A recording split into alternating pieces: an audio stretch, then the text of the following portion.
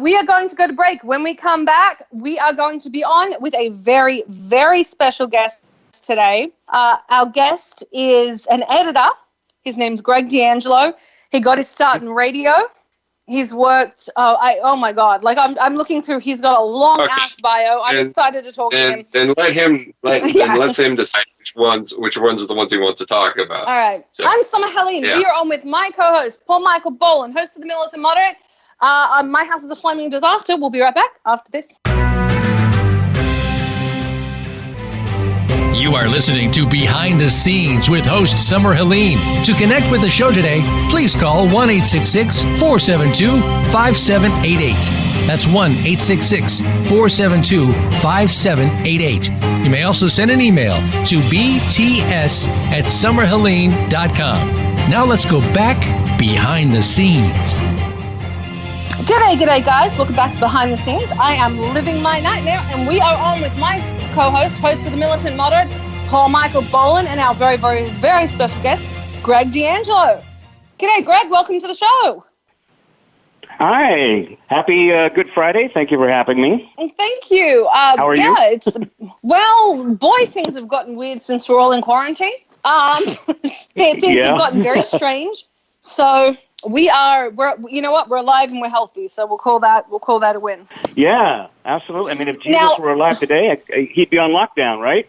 Oh, that's true. No, he'd be able to just be going, yeah, I'm going to get to the corona off all of you. Yeah, for some reason, I would think his carpentry business would be okay. I think that would survive it, yeah. Is that an essential work? Is that an essential skill? I don't know. Is that an essential skill? I don't know. Well, yeah. I sent the cabinet in my living room to a carpenter to fix because I broke it, and he's still in business, so I'm grateful to him. Now, can you tell everyone all about yourself? We were going to go through your bio, and Paul made a good point. Every time we do it, we talk about the wrong stuff. So tell everyone what they should know about you.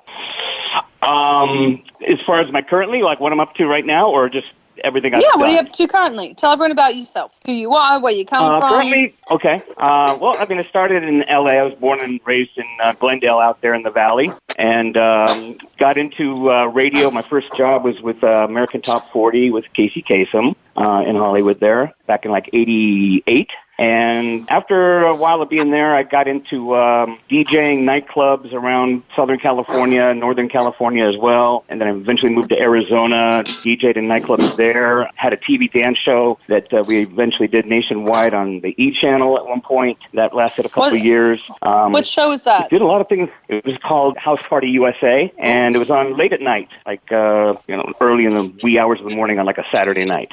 Very cool. And we would travel from nightclub to nightclub around the country, kind of like MTV's The Grind back in the day, or even kind of like... there was a David Tell show, Nightcrawler or something like that. Oh, yeah?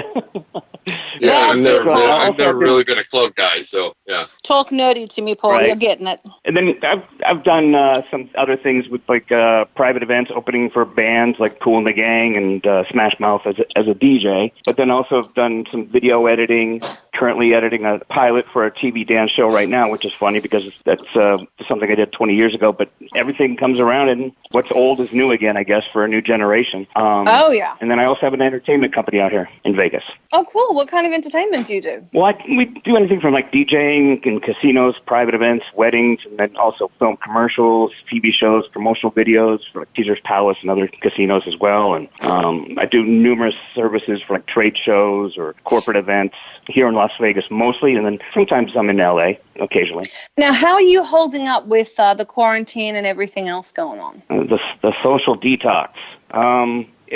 It's really, really strange. I normally work from home editing anyways during the week, but I do most of my events at night, either on the weekends or sometimes during the middle of the week. And I've been down to the Strip and took some pictures of it being empty.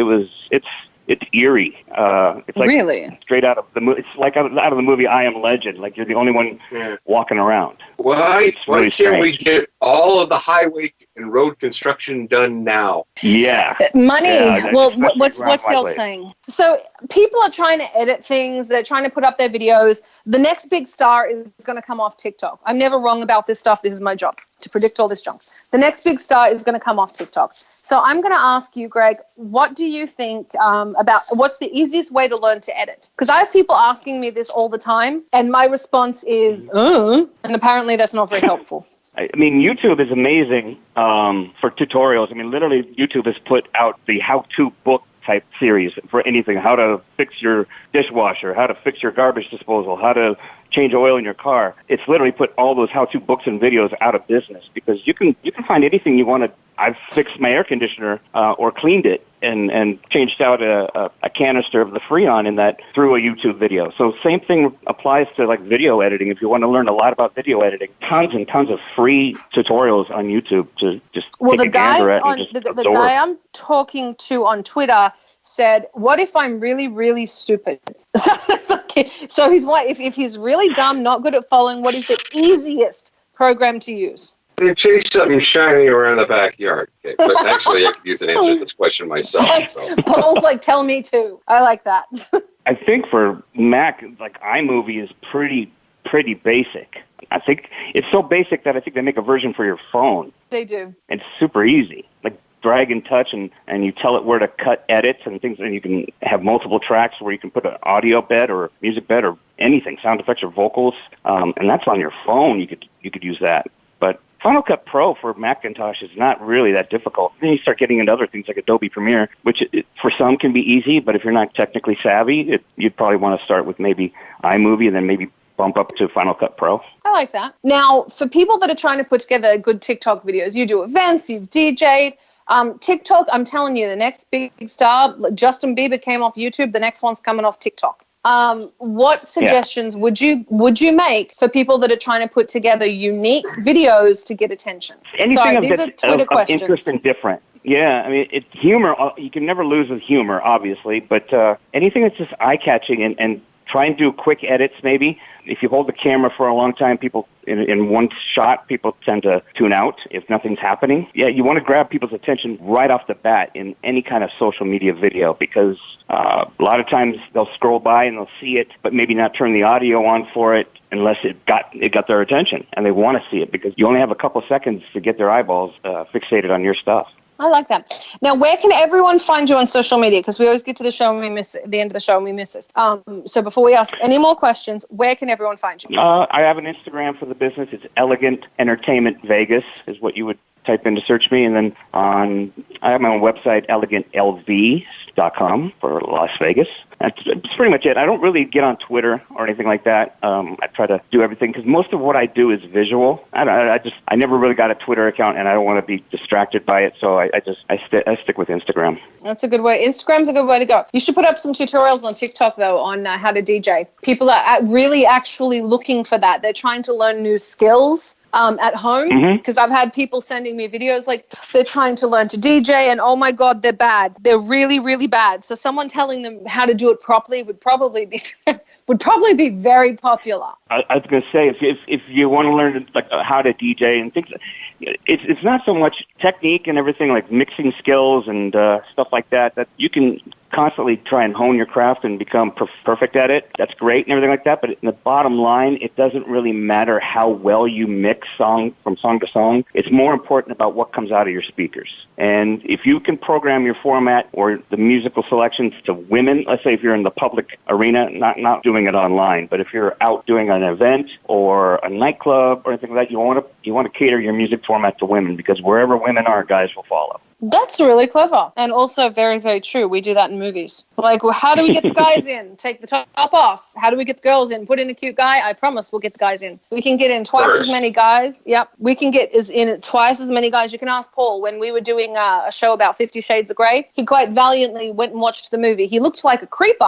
You keep wanting to bring that. Yeah. A guy sitting by himself in that movie. Yeah. I wasn't going to sit down and say anybody. They're all clutching their purses and freaking, It's been a while since I've gotten pepper spray, but I'm sure it's still annoying.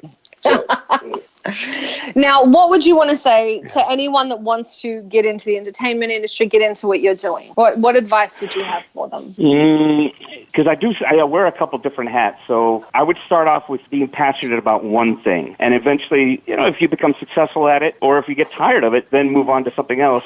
But hone your skills in one craft first. Don't try to do multiple things, because then you'll probably end up just being average at both or multiple things. If you decide to maybe pick one, maybe it's DJing, maybe it's editing, maybe it's being in front of the camera. Just try to get really, really, really good at the one thing that you want to be passionate the most about. And then networking. Networking is incredibly huge. I'm sure you've seen in your industry, as I've definitely seen out here in Las Vegas, some people that are maybe not like the best in what they're doing, but they have a lot of gigs or they have a lot of job offers because they network and they hustle. And they may just be an average talent, not really anything too great, but they get by. And they have a lot of events because they work their contacts. Yeah. Well, it's I constantly tell people it's not necessarily the best actors that get work. It's the actors that are easy to work with. And if you're easy to work with, Hollywood will work with you. People like to work with people that are easy to work with. Yeah. It's like, is Pauly D the best DJ out there? No. A lot of work because he made himself popular in another medium, but or like use Tiesto. Is Tiesto, he makes probably the most money. Is he the best DJ? Not in my opinion. Are the Kardashians the best actresses? No, but they make a lot of money and a lot of people watch them. Well, their mother is brilliant. Really brilliant. Yeah, she brilliant. She has done a lot for them. Yeah, you take girls that can do nothing and you do this with them, God bless you. But she's the Kardashian, or the Jenner. She's the person I'm most impressed with. Is the mum. She's brilliant. But Kris Jenner, but the Kardashians' popularity is going down now that we're all trapped inside. You think people will be watching it, but they're not. They're wanting less drama. Shows like Simply Good News or just people being really chill is what's really popular right now. I think because there's so much chaos. And comedy's through the roof. Yeah. And probably, times like this, I remember in 9/11, people wanted to start laughing again or thinking about positive things and being surrounded by things that took their mind off of sad things or the reality in which we were all living in at the time. People, like you said, they find things that make them feel good in times of despair or chaos or the unknown in which we're sitting in now. Yeah, there are a lot of guys putting out music mixes and things they're making and sticking up on TikTok and YouTube that are really popular just because they're fun. I mean, everyone wants to have a dance party at home. We are coming to the end of the show. We have like 1 minute left. Is there anything you guys want to say to the audience before we get done? Well, hopefully everybody's taking care of themselves and practicing the social distancing and keeping themselves busy and getting things done that they haven't been able to get done in time, spending time with their family. Don't take things for granted, it's like we all do from time to time. And, hopefully, eventually when this lifts, we can all come out of our caves. And I don't know how it's going to affect us embracing people right away or shaking hands or hugging or anything like that. But try to stay positive. And as soon as we can get through this, being reciprocal, spend money if you can. And local businesses, it will all come back to you. We got to get the economy going back again because that's going to be the next hurdle that we get through. I agree. Ladies and gentlemen, that was Greg D'Angelo. Greg, thank you so much for being on the show. I'm going to try and talk you back into coming on again when I am less frazzled. Thank you, of course, to my co-host, host of The Militant Moderate, Paul Michael Boland. And stay the fuck home, people. Stay the fuck home. Thanks for checking out the show. Behind the Scenes can be heard live on the Voice America Variety Channel every Friday at 7 p.m. Eastern Time